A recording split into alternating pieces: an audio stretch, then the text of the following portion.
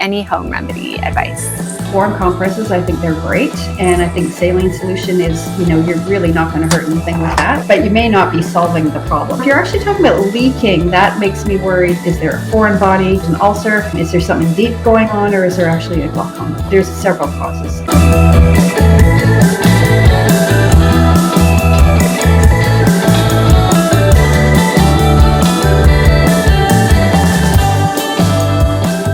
Today we have a very special guest, Dr. Marnie Ford, and she is a veterinary ophthalmology specialist. I'm really glad to be here. Here's another one. I think my cat got something in his eye. I noticed it last night and woke up this morning and it looks worse. It's leaking and sore looking. He's also not eating a lot and is acting off. I also think the other eye is now leaking a bit, possibly from rubbing. I put a warm compress on it last night. I read that a saline solution to flush it out will help. Any home remedy advice? Yeah, I'm a big advocate of warm compresses. I think they're great. And I think saline solution is, you're really not going to hurt anything with that, but you may not be solving the problem. And what I would be worrying about when they talk about leaking, that rings a few bells for me. It's either just tearing from irritation. So that's where I was talking about the increased squinting, tearing, redness, rubbing. Or if you're actually talking about leaking, that makes me worried that if there was an ulcer that may have actually perforated, then you've got eye fluid coming out. And that's a really big deal. Dogs and cats can be off when they have eye pain, whether it's from the inside of the eye or from the cornea. So they can start to hide, become a little more reclusive, stop eating as much. Some dogs, not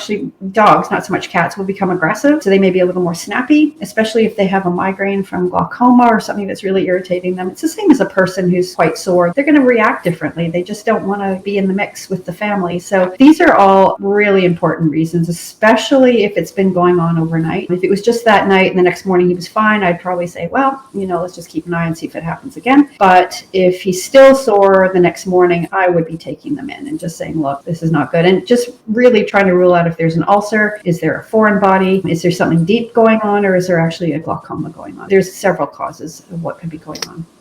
Yeah, I think that's great advice. I was thinking, I always find it so interesting that a lot of people, even people in the human medical field, don't realize that dogs and cats can get a lot of the same medical problems that people can.